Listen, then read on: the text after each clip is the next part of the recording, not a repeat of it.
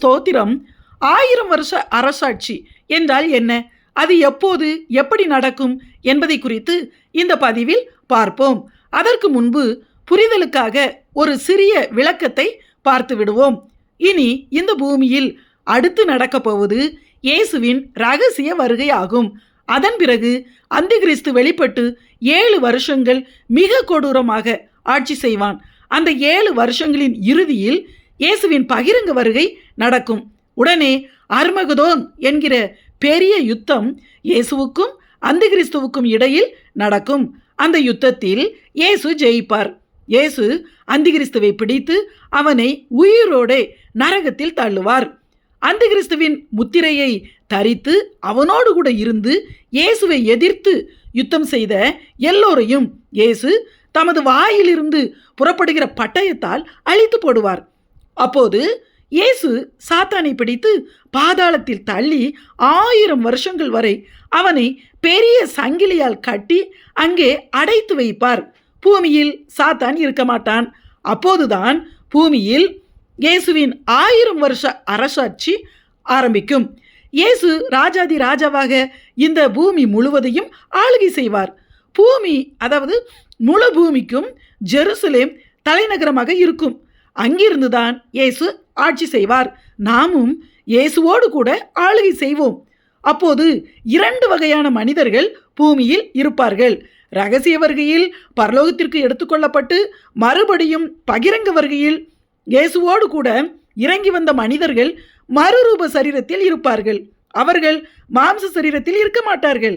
ஆனால் அந்திகிறிஸ்துவின் 7 வருஷ ஆட்சியின் போது அவனுடைய முத்திரையை போடாமல் இயேசுவின் பகிரங்க வருகையின் போது பூமியில் உயிரோடு இருக்கும் மனிதர்கள் மாம்ச சரீரத்தில் இருப்பார்கள்.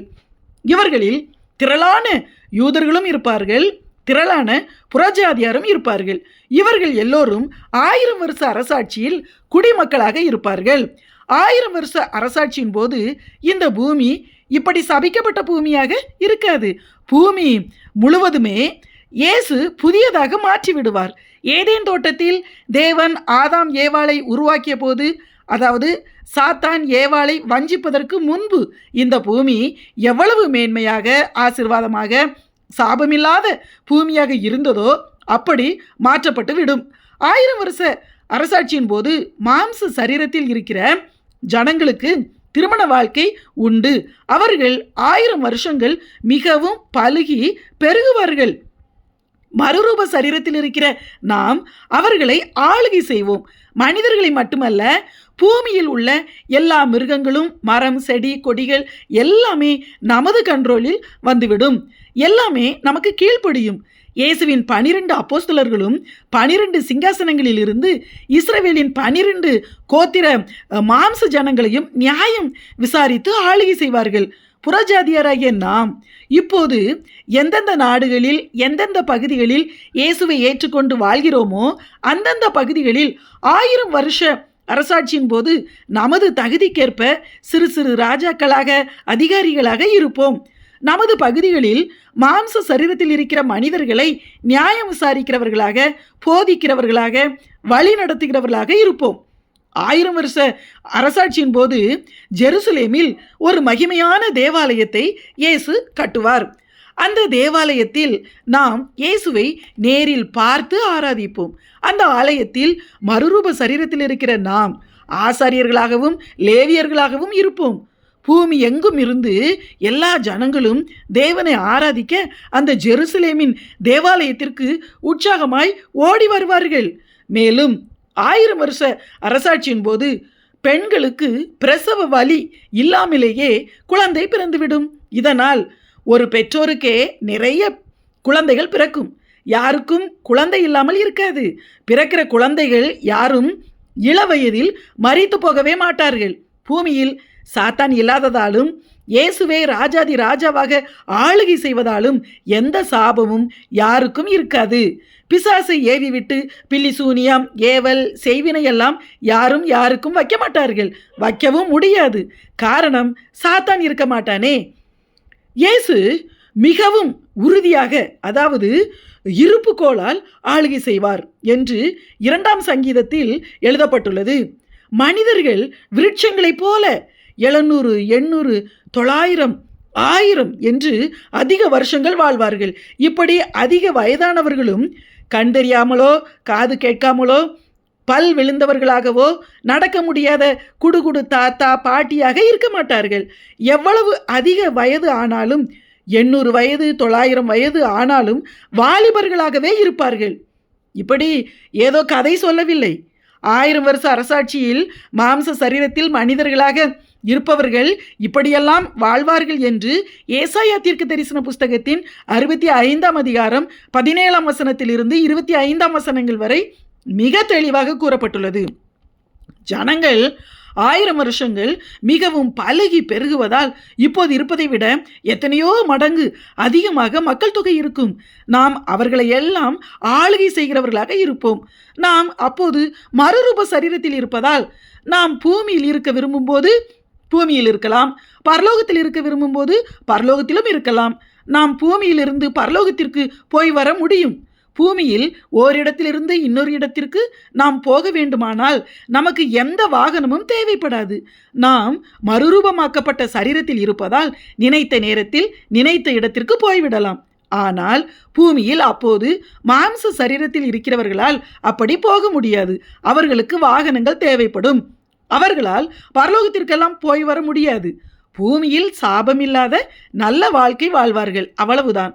நாம் பூமியில் உள்ள காய்கறிகள், சோறு, சப்பாத்தி, பிரியாணி எதையும் சாப்பிட மாட்டோம். கவலைப்பட வேண்டாம்.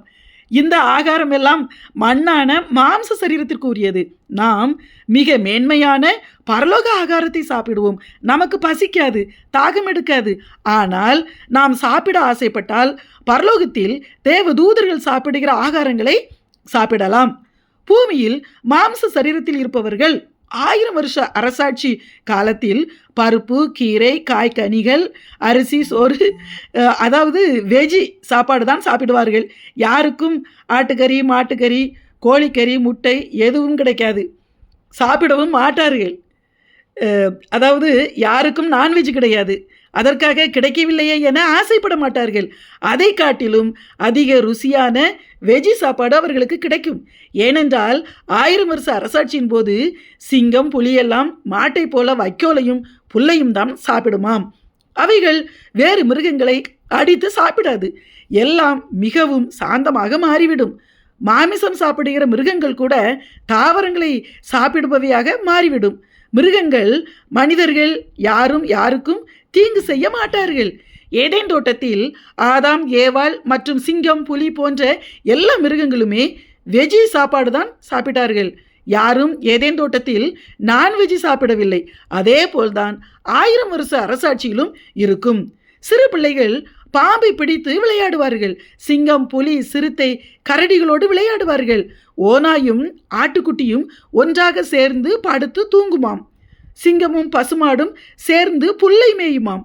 இப்போது வீடுகளில் ஆடு மாடுகளை வளர்ப்பதை போல் 1000 வருஷ அரசாட்சியின் போது மனிதர்கள் தங்கள் வீடுகளில் சிங்கம், புலி, சிறுத்தை, கரடிகளையும் வளர்ப்பார்கள். இப்போது ஆடு மாடுகளை பெரியவர்கள் மேய்ச்சலுக்கு கூட்டி செல்வதைப் போல அப்போது வீட்டில் வளர்க்கப்படும் சிங்கம், புலி, சிறுத்தை, கரடிகளை சிறு பிள்ளைகள் மேய்ச்சலுக்கு அழைத்து செல்வார்கள். இப்படி ஏசாயா தீர்க்கதரிசன புஸ்தகத்தின் 11ஆம் அதிகாரத்தில் கூறப்பட்டுள்ளது.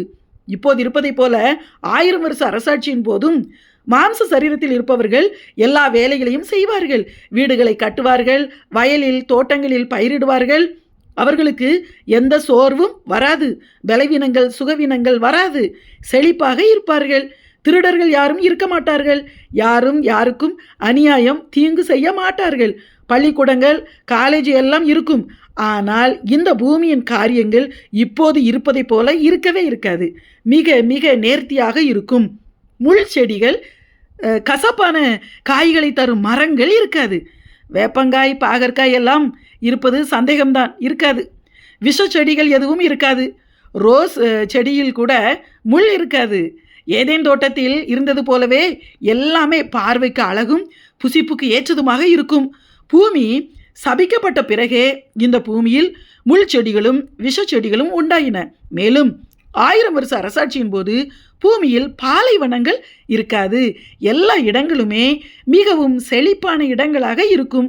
1000 வருஷ அந்த 1000 வருஷங்கள் கழித்து இயேசு பாதாளத்தில் கட்டி வைத்திருக்கிற சாத்தானை கொஞ்ச காலத்திற்கு அவிழ்த்து விடுவார். அவன் பூமிக்கு வந்து அந்த 1000 வருஷ அரசாட்சியில் மாம்சத்தில் குடிமக்களாக இருந்த ஜனங்களில் திரளானவர்களை வஞ்சித்து இயேசுவுக்கு விரோதமாக திருப்பி விடுவான்.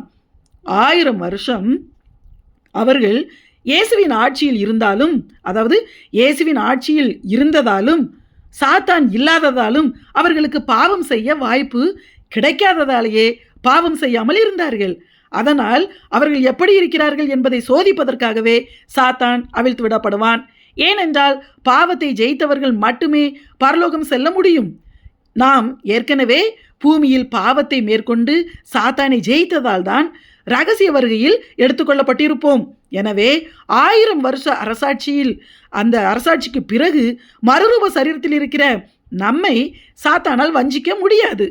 அப்படி வஞ்சிக்கப்பட்டவர்களையும் சாத்தானையும் இயேசு நியாயம் தீர்த்து நரகத்தில் நித்தியமாக தள்ளிவிடுவார். அதற்கு வெள்ளை சிங்காசன நியாய தீர்ப்பு என்று பெயர். இந்த பூமியையும் வானத்தையும் இயேசு அதன் பிறகு அக்கினியால் அழித்து விடுவார். அதாவது சாத்தானின் வஞ்சகத்தில் சிக்காமல் அவனை மேற்கொள்கிற மாம்ச மனிதர்களும் அப்போது ஏராளமாக இருப்பார்கள். அவர்களையும் மறுரூபமாக்கி நம்மையும் அழைத்து கொண்டு பரலோகத்தில் நித்தியமான வாழ்க்கையை இயேசு நமக்கு தருவார். ஆமென்.